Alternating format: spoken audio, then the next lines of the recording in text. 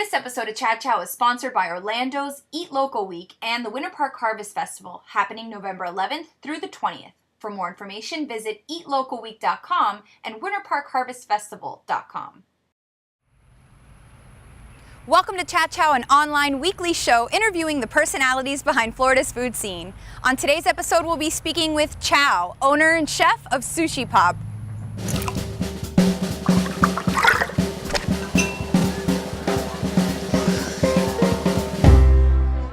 So here you have the grapple and the kush.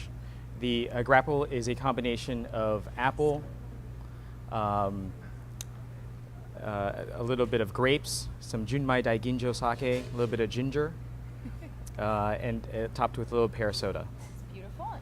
And yours is the kush. What's in there? Yeah, kush is really refreshing. It has a little bit of Thai basil, a little bit of kiwi, again a little bit of junmai daiginjo. Sake. I'm going to kick it off with if there was a defining moment where you really knew you wanted to be a chef. Yeah, it's right around September 11th, and I realized that my trip back from New York, I ate at a restaurant called Nobu, and I was really inspired by the cuisine. It was very non-traditional. I had a lot of Peruvian influences, things that I've never seen before, and it was just kind of eye-opening. That was like the aha moment. I said, wow, you know, if I'm going to do this, I really want to put a lot of effort and a lot of time into being a chef. Where were you before Sushi Pop? A little bit about your background. Originally, 9 years ago, we opened up a restaurant, my partners and I opened up a restaurant called Shari Sushi Lounge in downtown Orlando, specifically in an area called Thornton Park. It's a very trendy, really fun, lots of energy, beautiful lake around that area. And that was 9 years of being there, and learned a lot and grew a lot as a chef, experimented a lot, and had a lot of fun. And now let's talk about Sushi Pop. How did it come to be, the whole concept?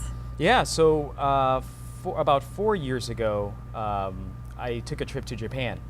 I got to see the birth of sushi, you know, in that Tokyo area, and specifically I visited Tsukiji Fish Market, which is the largest fish market in the world. It's about the size of 4 football fields. Ooh. So wow. Yeah. So basically, if it swims in the ocean, it's there at Tsukiji Fish Market. You know, traveling around in Tokyo, Tokyo is made up of a lot of towns, Shinjuku, Roppongi, and we went to another town called Harajuku. And Harajuku is really famous for their edginess. It was the first time that I really got to see what Harajuku was like. And I always thought it was kind of like a style of dress. Right. But going there, it is so much more like an attitude that people carry with them. And you know, the freshness, the edginess, and it was really refreshing. And when I came back to the States, I said, you know, I really want to do, you know, the next restaurant or you know, in the future, I really want to do something inspired by Japanese pop culture. And you've definitely done that here, because I wanted to touch upon the decor. I mean, I think there's everything that you would think of Japanese into one place, and it's between the bonsai and the water and the anime, and you've got it all going, but it works. And if your food didn't back it up, it'd probably just be gimmicky, but it really does. Yeah. Just the atmosphere is wonderful. I love the molecular fusion that you guys have going on in the menu. Walk us through some of maybe the most popular items, or just a little bit about the menu in general. So like the restaurant with its pop culture theme, we wanted to be fun and light. We're inspired by molecular cuisine, modern cuisine, also known as avant-garde cuisine. We have desserts with liquid nitrogen that's made tableside. We have some ceviches that are made with spherification. For us as a chef, as chefs, we want to provide more than just sustenance, but an overall experience, so that when we put the food down in front of you, it's, wow, I've never had this before, I've never seen it before. And that's more than just the food. Now, who comes up with the names? I love the names of your rolls. You know, sometimes you are what you eat. For instance, the hot mess. You know, when we first made it, we're like, wow, that just looks like a hot mess. You know, there's spicy mayo, there's you know, it's just big and it's everywhere. So we just said, wow, you know, that's what it is. And so, you know, we come together and we say, you know, what does this taste like, or what does this look like, or whatever it is, you know, the profiles, and that's how we come up with the names. I want to go back to what you talked about, the desserts, or as you call them, the happy endings. Yes. You know, you typically find green tea ice cream or mochi or tempura ice cream, Sure. but you guys do a whole nother twist. Right. Let's talk about the liquid nitrogen, because it's a cool concept, the name. And Yes. The interesting about liquid nitrogen is that it freezes at minus 340 degrees.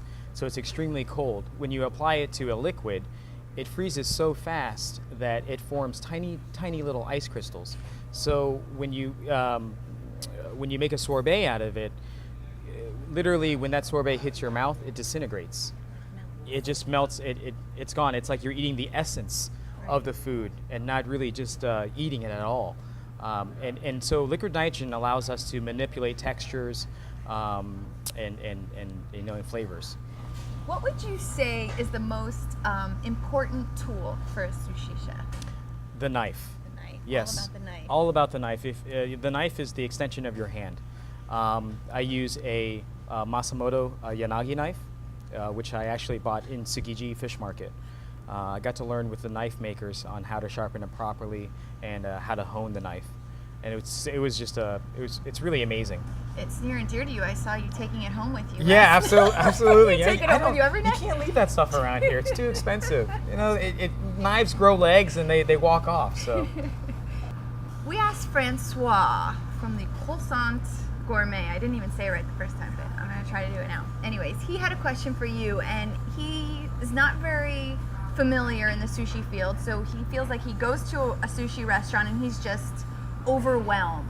So he really wanted you to kind of walk him through the experience. What made Absolutely. what might you start him off with? And yeah, you know, just like anything, baby steps. So Okay. first we might start him off with something cooked, something he's familiar with, and then you know, sneak in a little raw fish, and progressively turn him into a sushi loving fanatic. I'm sure if he eats here, he will be. I think I mean, so. I don't even doubt it. Well, thank you very much for being on the show. It was a pleasure. Thank you for having me. Are we going to go stuff our faces now? Absolutely, let's Okay. go.